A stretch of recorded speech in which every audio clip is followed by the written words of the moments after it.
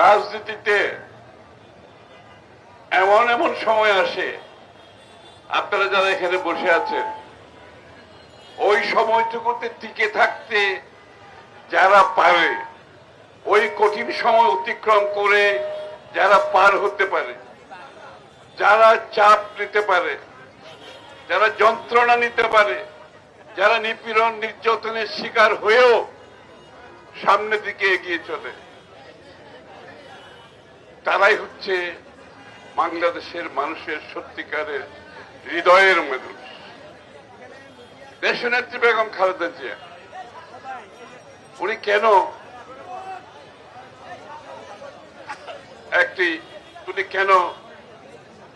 কেন আপসহীন নেত্রী হয়েছে? এই আপসহীন নেত্রীর কারণে কিন্তু বাংলাদেশ আজকে এখানে। ওনার যদি ওই মুহূর্তগুলোতে যেই ধরনের চাপ সৃষ্টি হয়েছে, ওই চাপে কিন্তু অনেকে ভেঙে গেছে, ওই চাপের প্রতি তারা নতি স্বীকার করেছে। অনেক রাজনৈতিক দল, আমার বলার দরকার নেই, আপনারা বুঝতেছেন। কিন্তু একজন ব্যক্তি কোন চাপের মুখে নতি স্বীকার করতে, আমাদের বাইরে অনেকে নতি স্বীকার করেছে, জেলখানার ভিতরেও নতি স্বীকার করেছে, জেলে গিয়ে ওখান থেকে নতি স্বীকার করে বেরো হয়ে আসছে, আমাদের চোখের সামনে আমরা দেখেছি।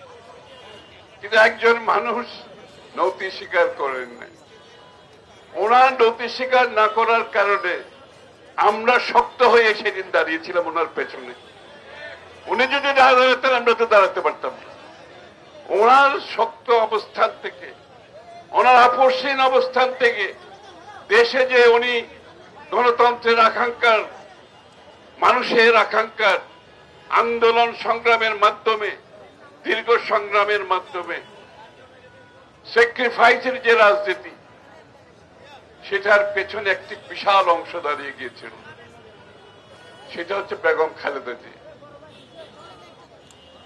আমার সবচেয়ে আজকে আনন্দ লাগছে, এই নেত্রী যাকে ধ্বংস করে দেওয়ার জন্য, তাকে জীবন নাশের জন্য সব প্রচেষ্টার পরেও সবকিছু অতিক্রম করে বাংলাদেশের সবচেয়ে জনপ্রিয় নেত্রী হিসেবে উনি উঠে এসেছেন।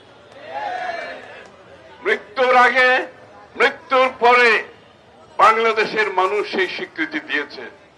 ওই স্বীকৃতির মাধ্যমে উনি বিদায় নিয়েছেন আমাদের কাছ থেকে। এটা হচ্ছে আমাদের জন্য সবচেয়ে আনন্দের বিষয়। আমরা যারা ওনার পিছনে থেকে আন্দোলন করেছি, ওনার সেই স্বীকৃতি বাংলাদেশ জাতীয়তাবাদীর জন্য স্বীকৃতি। যারা সেই আন্দোলনে আত্মত্যাগ করেছেন তাদের স্বীকৃতি। আমাদেরকে এটা মাথায় রাখতে হবে, ধারণ করতে হবে। এটা ভুলে গেলে চলবে না। আজকে দল ক্ষমতায় আসছে, জীবন সব সহজ হয়ে গেছে, এটা মনে করার কোনো কারণ নাই। আমাদেরকে সেটা ধারণ করতে হবে। ধারণ করে আগামী দিনে বাংলাদেশের রাজনীতিতে, দেশের মধ্যে স্থিতিশীলতা এনে বাংলাদেশের মানুষের ভাগ্য পরিবর্তনে আমাদের প্রধানমন্ত্রী, মাননীয় প্রধানমন্ত্রী জনাব তারেক রহমান সাহেব যে কর্মসূচি পালন করার সিদ্ধান্ত নিয়েছেন, যেটা এগিয়ে যাচ্ছেন, আমরা সবাই মিলে সেটাকে যদি বাস্তবায়ন করতে পারি, তাহলে দেশনেত্রী বেগম খালেদা জিয়ার জীবন সার্থক হবে, ওনার আত্মত্যাগ সার্থক হবে। সবাইকে ধন্যবাদ।